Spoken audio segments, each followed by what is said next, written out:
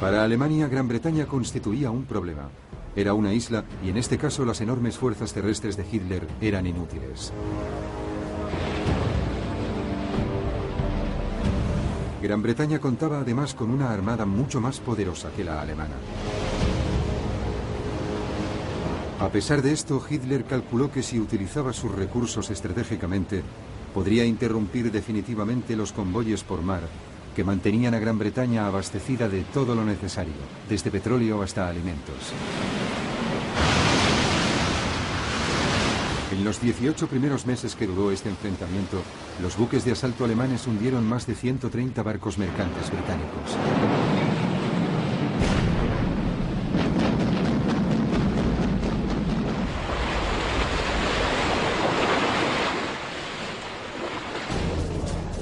Algunos de los más efectivos buques eran los llamados acorazados de bolsillo, pequeños pero poderosos barcos de guerra diseñados en la década de 1930 para burlar las restricciones impuestas al rearme alemán tras la Primera Guerra Mundial.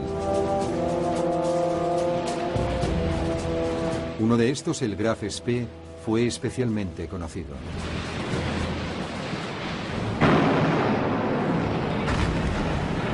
En unas pocas semanas hundió 9 barcos mercantes aliados en el Atlántico Sur, antes de ser acorralado en el Río de la Plata, en América del Sur, y hundido.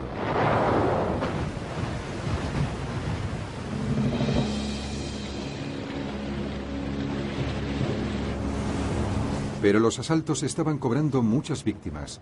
Si las pérdidas continuaban, Gran Bretaña se enfrentaría a serios problemas de abastecimiento.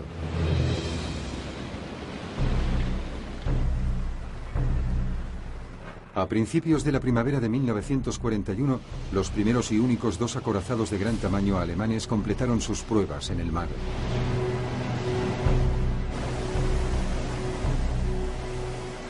Hicieron estremecer a la Armada británica. Su potencial destructivo era enorme.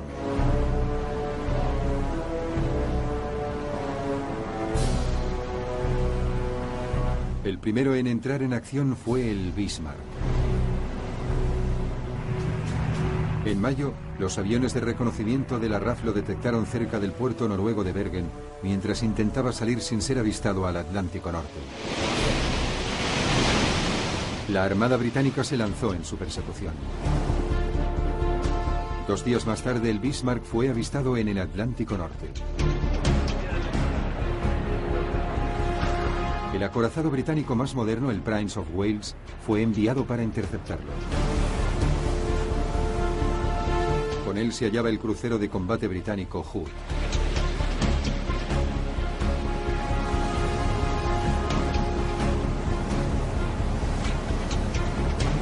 Temprano, en la mañana del día 24 de mayo de 1941, las 2 fuerzas se encontraron. Era la primera vez que los 2 acorazados se hallaban frente a frente.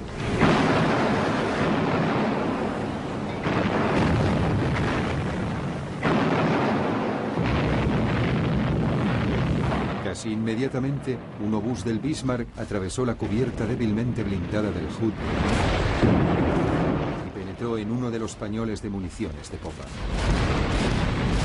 Hubo una explosión enorme. Solo 3 de los 1.200 miembros de la tripulación del Hood sobrevivieron. El Prince of Wales, superado por la situación, se replegó. El primer combate se resolvía a favor del Bismarck. 2 días más tarde, el Bismarck fue avistado de nuevo, esta vez hacia el sur, a unos cuantos centenares de kilómetros a la altura de la costa francesa. Bombarderos torpederos Swordfish cayeron en picado sobre el navío.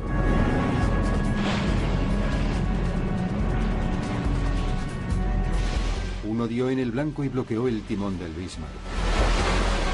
A la mañana siguiente, 2 acorazados británicos, el Rodney y el King George V, dieron alcance al dañado Bismarck.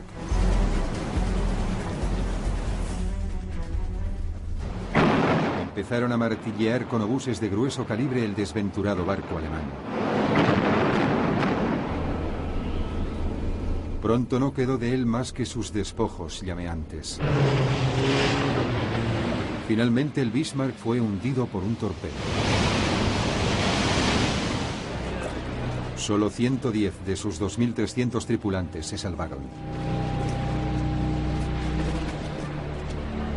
El Bismarck se había hundido antes de tener la posibilidad de demostrar su valor.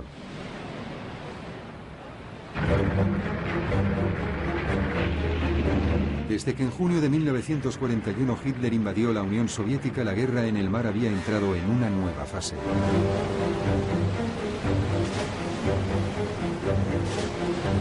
Gran Bretaña empezó a enviar barcos de suministros a los puertos rusos del Ártico, Murmansk y Arkhangel.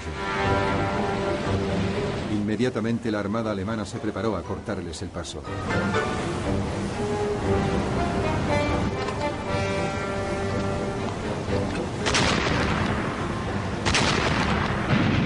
Uno tras otro los convoyes fueron atacados o amenazados.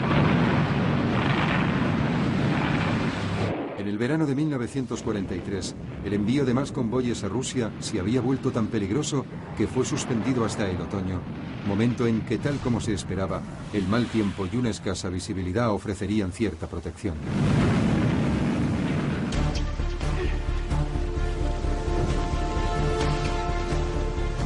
Mientras los convoyes eran suspendidos, Gran Bretaña puso su atención en una de las mayores amenazas a las que se enfrentaba, el Tirpitz, el buque gemelo del Bismarck. Había pasado meses escondido en los fiordos de Noruega, esperando el momento de abalanzarse sobre el enemigo. Durante todo este tiempo, la Armada Británica lo había estado vigilando de cerca, dispuesta a acabar con él definitivamente.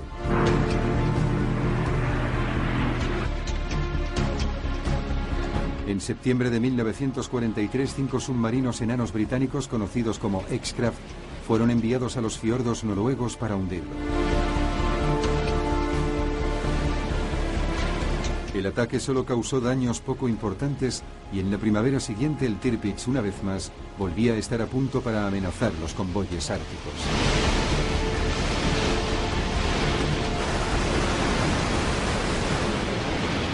Esta vez la Royal Navy envió una fuerza enorme para atacarlo. Incluía 6 portaaviones.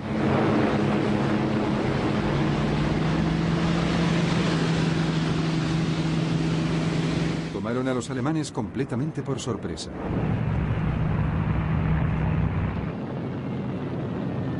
Los bombarderos en picado británicos atacaron el Tirpitz.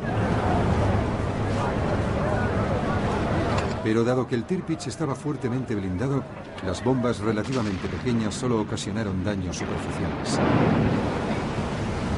3 meses más tarde volvía a estar a punto para operar.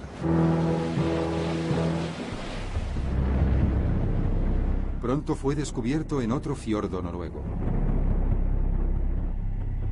Bombarderos Lancaster cargados con enormes bombas Tallboy de 5 toneladas fueron enviadas para hundirlo de una vez por todas.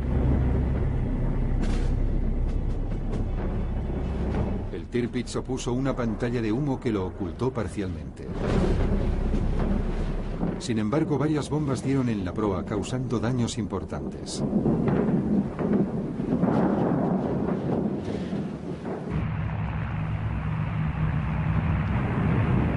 Finalmente, 2 meses más tarde, un escuadrón de bombarderos Lancaster los sorprendió en condiciones atmosféricas perfectas. 3 bombas Tallboys dieron en el blanco. Poco a poco el Tirpitz zozobró. Casi 1000 tripulantes se hundieron con él.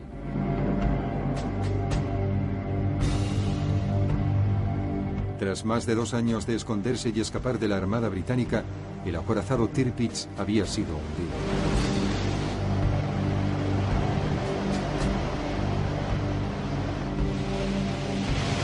Los acorazados alemanes habían sido la gran promesa en la lucha para cortar las líneas de abastecimiento británicas, pero frente al poder abrumador de la Armada Británica nunca tuvieron la ocasión de demostrar su valor. Hitler había perdido la batalla en el mar, cuando menos en la superficie. Pero bajo las olas, la situación era muy distinta.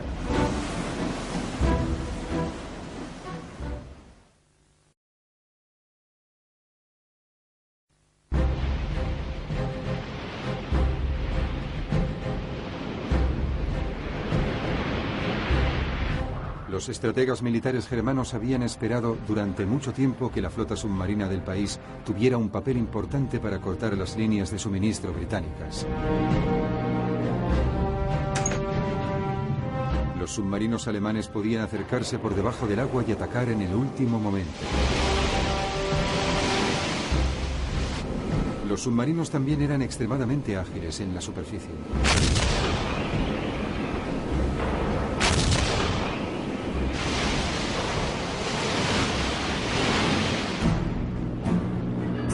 Para combatir esta amenaza y estar protegida, la flota mercante británica se vio forzada a viajar en convoyes. Pero había una escasez importante de buques antisubmarino para escoltarlo. Muchos barcos viajaban sin protección. A pesar de ello, el mando naval británico parecía increíblemente satisfecho de sí mismo. Pensaba que disponía de las armas y la tecnología suficientes para contener la amenaza de los submarinos alemanes. Pronto se vio que no era así.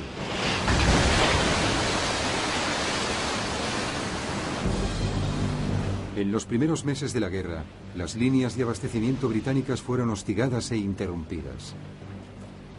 A menudo los submarinos atacaban en la superficie, liquidando los barcos mercantes con sus cañones de cubierta.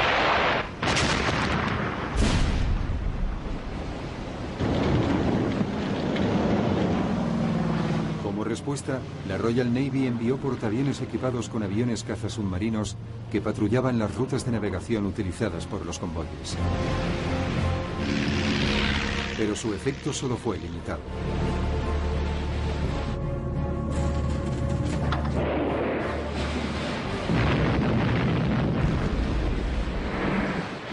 A finales de 1939, más de 100 barcos mercantes aliados habían sido hundidos por submarinos alemanes. Si las bajas continuaban aumentando a este ritmo, Gran Bretaña se enfrentaría a graves problemas de abastecimiento.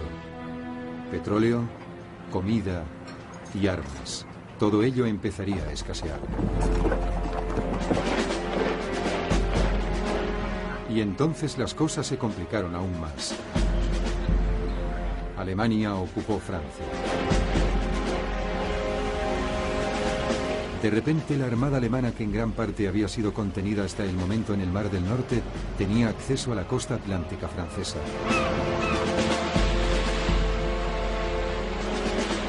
De nuevo, vuelven a atacar.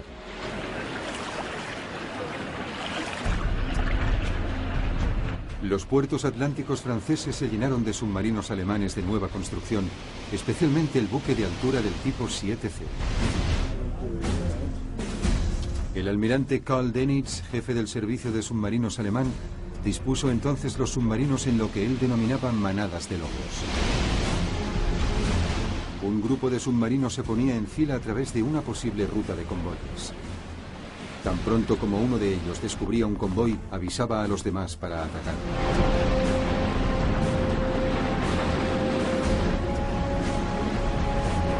A veces, los submarinos también eran guiados por aviones de patrulla de vigilancia marítima de largo alcance.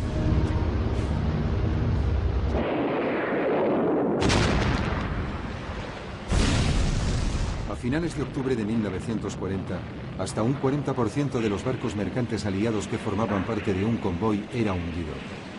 Los suministros británicos de petróleo, alimentos y armas estaban amenazados.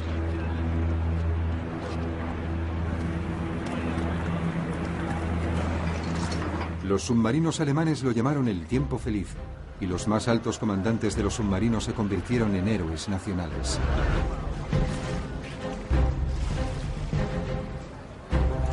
Gran Bretaña estaba pagando cara su falta de preparación.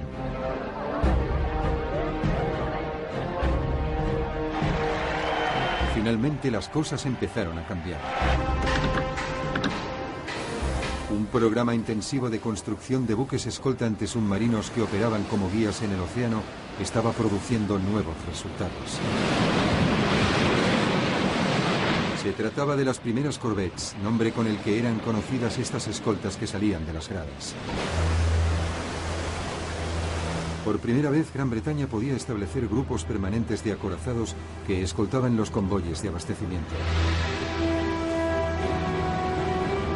Su efectividad era limitada debido a que su máxima velocidad era de 15 nudos, 2 nudos menos que la velocidad en superficie de un submarino.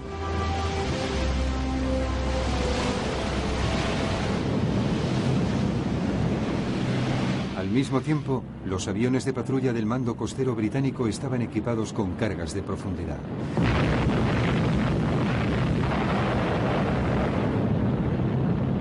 No tenían el alcance necesario para cubrir la zona central del Atlántico, pero era suficiente para hostigar a los submarinos que se hallaban en la superficie cerca de sus bases y obligarlos a sumergirse.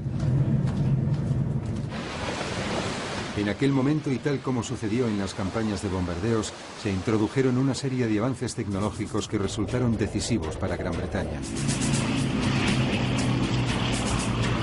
A principios de 1940 se desarrolló un nuevo sistema de radar conocido como radar centimétrico.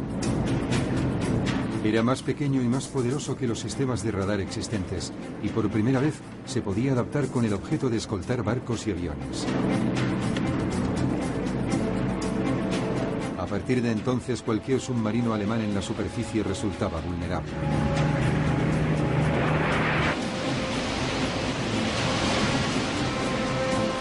Unos meses más tarde apareció un segundo avance tecnológico. El llamado HAFDAF era un detector de radio. Siempre que un submarino alemán emergiese a la superficie para comunicarse, HAFDAF podría captar la señal de radio y localizar su posición exacta.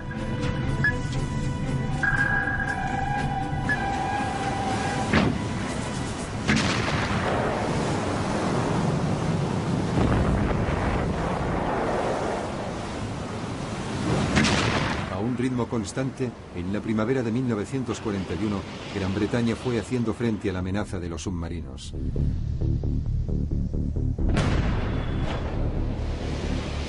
Las bajas en barcos mercantes descendieron a más de la mitad.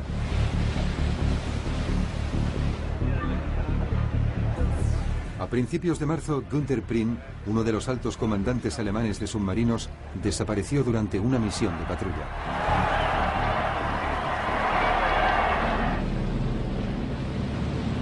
Poco tiempo después, otros 2 altos comandantes alemanes de submarinos perdieron la vida en misiones distintas.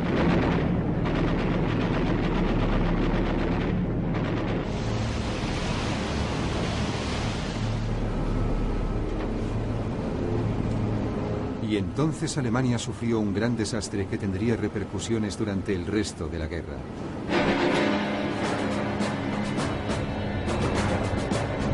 En mayo de 1941, el destructor británico Bulldog obligó al submarino alemán U-110 a salir a la superficie y rendirse. A bordo se hallaba una máquina Enigma utilizada para codificar las señales alemanas. Y lo que era más importante, el Bulldog también capturó los libros de códigos navales que iban con la máquina. Esto proporcionaría una ayuda muy valiosa a los descifradores de códigos británicos. En poco tiempo, sin saberlo los alemanes, Gran Bretaña conseguiría descifrar el sistema de comunicaciones navales alemanas.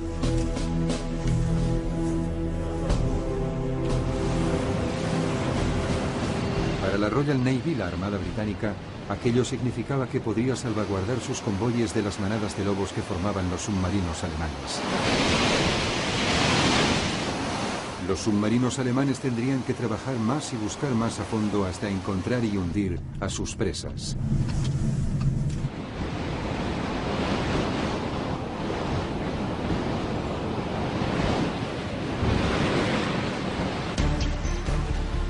Aún así, y a pesar de las victorias aliadas, en el invierno de 1941, la máquina de guerra alemana continuaba produciendo cada vez más submarinos.